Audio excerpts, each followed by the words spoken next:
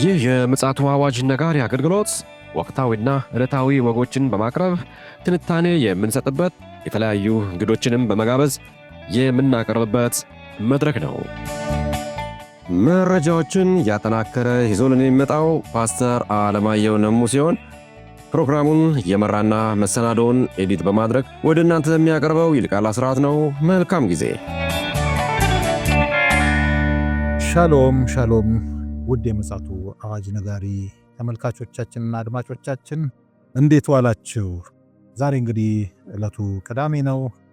የቅዳሜውን ደግሞ የቀኑን መረጃ ወደ እናንተ ለማድረስ ከፓስተር አለማየሁ ጋር እንደገና ተገናኝተናል። መረጃዎችን ደግሞ እያሰባሰበ ይዞልን እየመጣ እያነቃን ይገኛል። ዛሬም እንግዲህ እንደወትረው መረጃን ይዞልን መጥቷል። አጠገቤ ፓስተር አለማየሁ ይገኛል። እንግዲህ መረጃውን ያካፍለናል። ይልቃል አስራት ነኝ ከምፅዓቱ አዋጅ ነጋሪ አገልግሎት። እንግዲህ ውድ አድማጮቻችን ፓስተር አለማየሁ መረጃዎችን በትጋት እያሰባሰበ በመጽሐፍ ቅዱስ እይታ እየፈተሸልን የማንቂያ ደወል ለመደወል እንግዲህ ተገኝተዋል። መረጃውን ደግሞ ያካፍለናል። መጀመሪያ ሰላምታ ላቅርብና በቀጥታ ወደ መረጃችን እናመራለን። ሰላም ላንተ ይሁን ፓስተር፣ እንደምን ዋልክ? እንደምን ዋልክ ወንድሜ ይልቃል? እግዚአብሔር ይመስገን። እስኪ እንግዲህ ያው ሰሞኑን በጣም ሲሪየስ የሆኑ መረጃዎችን ለአድማጮቻችን አጋርተናል። በተለይም ደግሞ በዓለማችን ዙሪያ ወቅታዊ የሆኑ ክስተቶችን በተመለከተ እንደ መጽሐፍ ቅዱስ እይታ ለመፈተሽ እንግዲህ ጥረት አድርገናል። መረጃውን ደግሞ አንተ ደግሞ አሰባስበሃል። ዛሬም ደግሞ አዲስ መረጃ ቤተሰማ ይገኛል። ለአድማጮች እስኪ ይሄን መረጃ አጋራ። እንደው ከአንድ መረጃ ልጀምር። መጀመሪያ ወደፊት በስፋት እንመጣበታለን። ይሄ መረጃ ምንድነው? በአልቤኒያ የተከሰተ ነው። የአልቤኒያ ፕሬዝዳንት ናቸው። ጠቅላይ ሚኒስትር በአውሮፓ በነበሩ ጊዜ ያቀረቡት ነገር ነው።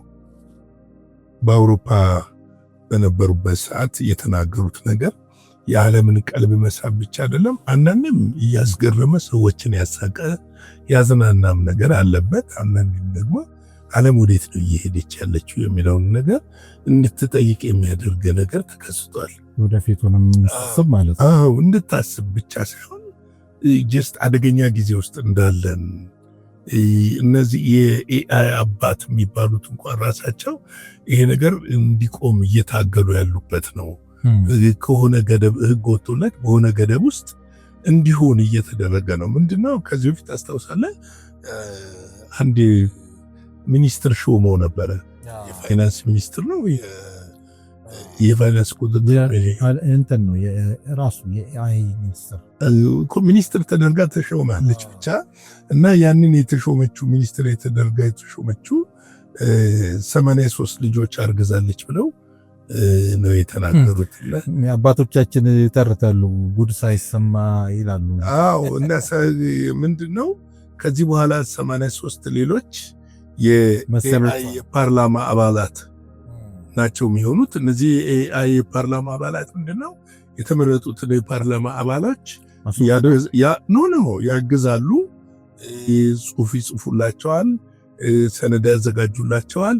እነሱ ለምሳሌ ለፓርላማ ውስጥ ደብሯቸው ወይ ለሻሂ ወይ ለሽንት ቤት ሲወጡ ስብሰባውን እየተከታተሉ በዚህ ነገር ላይ ስለዚህ ነገር ተነግሯል።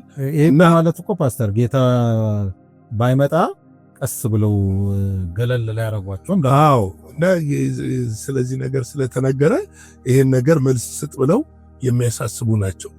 እነዚህ 83 የፓርላማ አባላት አማካሪ እንደ እሳቸው ያሉት እንደ አማካሪ ሆነው እንደ አድቫይዘርም ሆነው ወይም ደግሞ እንደ ረዳትም ሆነው የሚሰሩ ናቸው። እና ይሄ በትናንትናው ዕለት ዓለምን ፈገግም አስብሏል። ነገር ግን እኔ ወዴት እየሄድን ነው ቆም ብለን ማሰብ ያለብን ይመስለኛል። እንደው እባክህን ጥያቄ እንድትመልስልኝም ስለፈለኩ ነው። ለምን አልባንያ ተመረጠ የሚለው ነገር በጣም ልናወራበት የሚገባ ይመስለኛል። ምክንያቱም አልባንያ ማለት በድሮ በቀድሞ የኮሙኒዝም እስራት ውስጥ የነበረችና ድሃ የምትባል ሀገር ናት እና በዛ ላይ በጣም ህዝቧ 2 ሚሊዮን 3 ሚሊዮን መሆኑን እንኳን እጠራጠራለሁ። እና ትልልቆቹ ሀገሮች በቴክኖሎጂ የዳበሩ እያሉ እንዴት አልባንያ ላይ ይሄ ነገር ተከሰተ? እንግዲህ ይሄ ነገር ምናልባት በአልባንያ ሙከራ እየተደረገ፣ ሁለተኛ ነገር ደግሞ ያው ጸረ እግዚአብሔር ናቸው። እግዚአብሔርን አያመልኩም። ክርስትናውም የለባቸው፣ ምኑም ሃይማኖት የለባቸውም። ስቲል ናው አልባንያ እኮ አልባንያ ኮሙኒዝም የአልባንያን ኮሙኒዝም ስርዓት የምትከተል ሀገር ነች። ስለዚህ ይሄ ነገር በዛ ምክንያት ሊሆን ይችላል። እንግዲህ ምክንያቱም በግልጽ ወደፊት የምናየው ይሆናል እና ይሄ ነገር ዓለምን ፈገጋስ ብለዋል። ብዙ ነገር አዝናንቷል። ብቻ ማዝናናት ብቻ ሳይሆን ከሱ በስተጀርባ ምንድነው እየታሰበ ያለው ቁልፉ ነገር? አዎ እየታሰበ ያለው ምንድን ነው? እና ወደፊት በስፋት ይዘን እንመጣለን። ምክንያቱም ትናንትና ከዚህ ነገር ተነስቼ የኢዩኤልን መጽሐፍ ምዕራፍ 2ን እያየሁት ነበርና በጣም ሰፋ ያለ ነገር እየተመልክቻለሁ። ስለዚህ ወደፊት ሰፋ አድርገን ይዘን እንመጣለን እና ምን እየተደረገ ነው በኤአይ ዙሪያ አሁን ዓለም እየገፋበት የመጣ ጉዳይ ስለሆነ ነው። ሌላው እንግዲህ የመካከለኛው ምስራቅ ነው። በጣም አስደንጋጭ ነገሮች እየተከሰቱ ነው ያሉት። የሊባኖስ ፕሬዝዳንት ለጦራቸው እስራኤልን እንዲገጥሙ ትእዛዝ መስጠታቸው ዓለምን እያነጋገረ ነበረ። ሂዝቦላ ይህንን ትእዛዝ በመስጠታቸው አድናቆቱን ገልጧል። ሂዝቦላ ራሱ እየጠነከረ መምጣቱ ተገልጧል በአሁኑ ሰዓትና የሊባኖስ ፕሬዝዳንት ደቡብ ሊባኖስ ላይ እስራኤል በተደጋጋሚ በምታደርገው ጥቃት ከዚህ በኋላ ጦሩ መመልከት የለበትም እርምጃ እንዲወስድ የሚል ነገር አንስተዋል። እንግዲህ ተመጣጣኝ ምላሽ ስጡ ብለዋል። የህዝብ ደህንነቱ የህዝብን ደህንነት እንዲያስከብሩ ነው የተናገሩት። ጉዳዩ የእስራኤል የውጭ ጉዳይ ሚኒስትር እንዳሉት ጌዲዮን ሳር ማለት ነው እንዳሉት እኛ ጥቃት የፈጸምነው በሂዝቦላ ይዞታ ነው በማለት ሂዝቦላ ድጋሚ በምድሪቱ ላይ እያንሰራራ እንደሆነ ተናግረዋል።